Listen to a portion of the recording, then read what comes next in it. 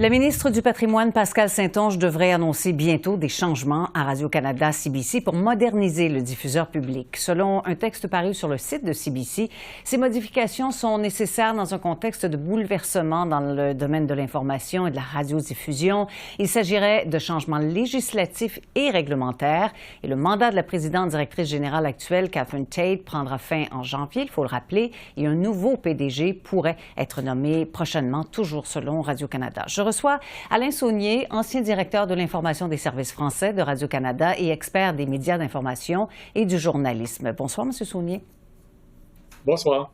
Alors, quel changement à la mission la ministre Saint-Onge devrait-elle apporter? Je pense que la première chose, c'est d'assurer la pérennité de son financement. Parce qu'on sait fort bien que chaque année, le budget doit prévoir un montant qui est versé à Radio-Canada et CBC. Alors, si on trouvait une formule de financement pérenne, je pense que ce serait beaucoup mieux. D'autant plus que les budgets peuvent être modifiés selon l'humeur du gouvernement qui prend le pouvoir, du parti qui prend le pouvoir. Et on a déjà vu dans le passé des problèmes de cette nature-là lorsque c'est un gouvernement, disons, moins favorable à Radio-Canada et CBC. Pouvait provoquer des compressions, des réductions budgétaires importantes. Alors donc, pour moi, ça, c'est le premier élément le plus important pour l'ensemble de l'opération. Mais bon, je vous apprends rien. Le financement de Radio-Canada, c'est très, très, très souvent contesté par bien des gens qui demandent qu'on remette ça sur la table, si vous voulez. Est-ce que vous pensez que les citoyens canadiens dans leur ensemble sont toujours prêts à financer Radio-Canada de la même façon?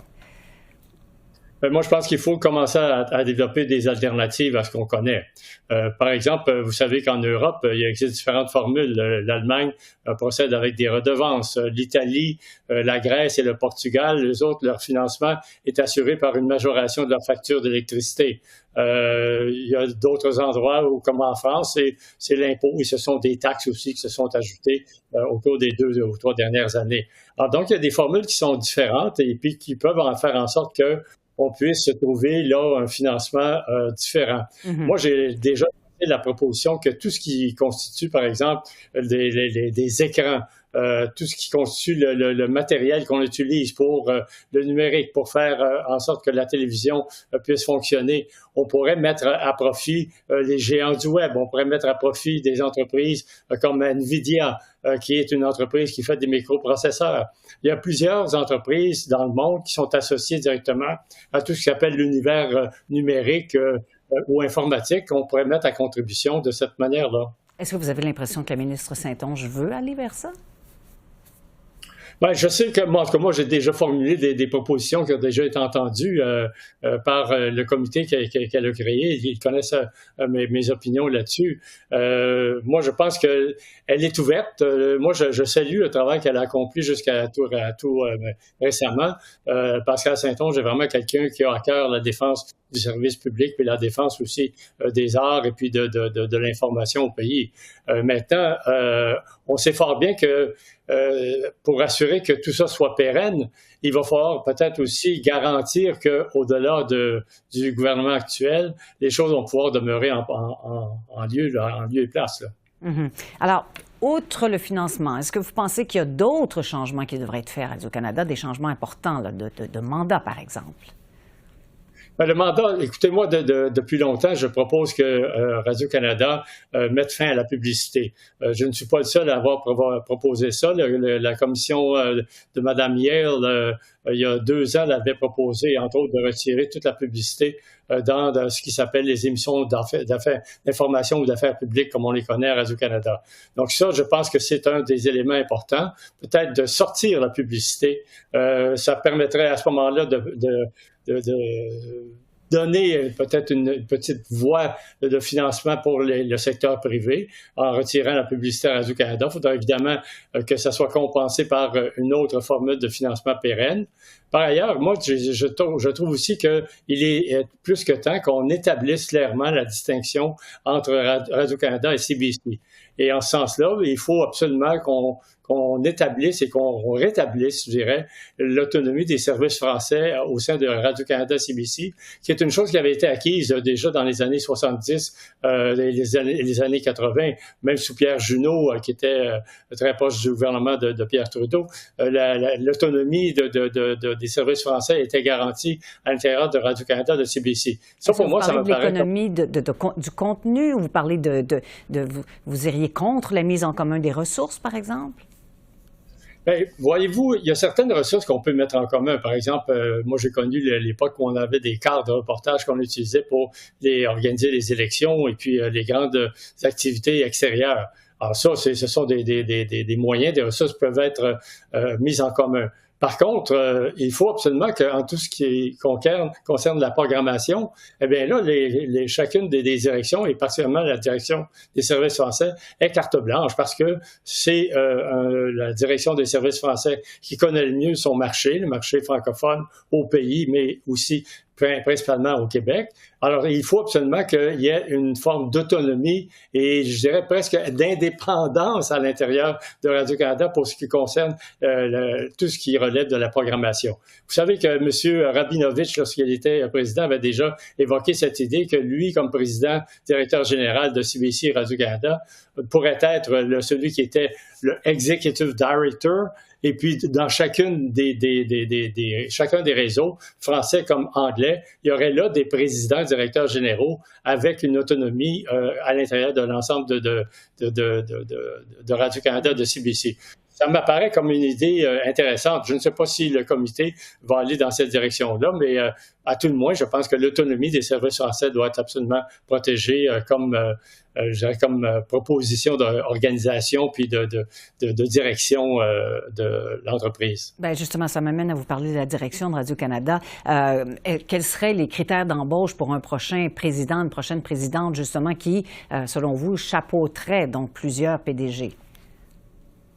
Bien, écoutez, dans le cas de l'actuelle direction, moi, je pense que ça va être probablement une ou un francophone. Il y a un principe d'alternance qui a toujours été respecté du côté des présidents, directeurs généraux de Radio-Canada et CBC au cours des 15-20 dernières années. Alors donc, ça devrait normalement être une personne issue de la francophonie, franco-québécoise, franco-acadienne, j'en sais trop rien. Il faudra voir de quelle façon est-ce que la personne sera choisie. Il est possible aussi que ça soit quelqu'un qui soit une ou un autochtone.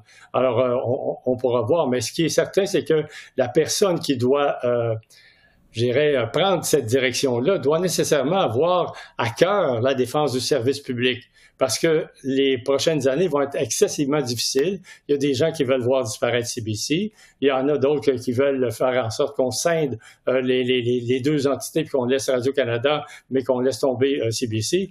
Alors moi, écoutez, je ne fais pas de politique partisane, mais ce que je comprends, par contre, c'est qu'il y a des gens qui veulent se débarrasser du service public. Or, on en a besoin parce que le service public, on dit souvent que c'est un rempart contre les géants du web, contre les multinationales. Mais moi, je pense que c'est un des outils les plus importants qu'on ait à l'heure actuelle pour contrer la désinformation, pour contrer aussi tout ce qui s'appelle l'indépendance éditoriale, parce que vous savez que quand on est actuellement dans une entreprise, il est facile pour des grands patrons de vouloir influencer la direction de leurs entreprises. Les services publics peuvent se mettre à l'abri de ça avec une formule de direction qui soit totalement indépendante et, libre à l'égard des lobbies, à l'égard même du gouvernement. Mm-hmm. Dans les normes et pratiques journalistiques, on avait fait ajouter d'ailleurs le fait que le Radio-Canada devait être un service qui soit totalement indépendant des lobbies, qui soit économique, politique et aussi du gouvernement. Est-ce que vous pensez que le chef du Parti conservateur, M. Poilievre, irait jusque-là, jusqu'à mettre la hache dans CBC, parce qu'on l'a souvent entendu dire qu'il voulait revoir l'existence même de CBC? Ben, vous savez qu'il y a ce programme de définancer CBC. moi, je crois profondément que M. Poilievre est contre le service public de CBC, qu'il dise qu'il n'est pas totalement opposé au service français. C'est bien facile de dire ça, peut-être parce qu'il est obligé de tenir compte de sa députation. Il est obligé de tenir compte aussi de l'appui très, très fort qui existe au sein de la population franco-québécoise, francophone à travers le pays, chez les Acadiens à l'égard de Radio-Canada. Donc, il est obligé de faire attention lorsqu'il veut s'attaquer à Radio-Canada. Mais par contre, comme vous le disiez plus tôt, on ne peut pas démanteler CBC sans avoir un effet direct sur Radio-Canada. Et puis, ça serait vraiment une situation qui serait très malheureuse. Moi, je pense que malheureusement, si M. Poilievre se fait élire, la situation va être excessivement corsée pour Radio-Canada et CBC, mais ce sera un des défis les plus importants de la nouvelle personne qui va occuper la présidence et la direction générale de cette entreprise-là, c'est de survivre. Oui. Parce que il est là le problème. Si on veut mettre la hache dans CBC, on sait que ça va nécessairement avoir un effet sur Radio-Canada et par conséquent, moi je considère que ça serait une erreur, ce serait malheureux parce qu'on a besoin de ces services publics comme rempart pour contrer la désinformation, contrer l'influence de ces géants du web qui sont la propriété de multimilliardaires comme Elon Musk, comme Jeff Bezos et les autres.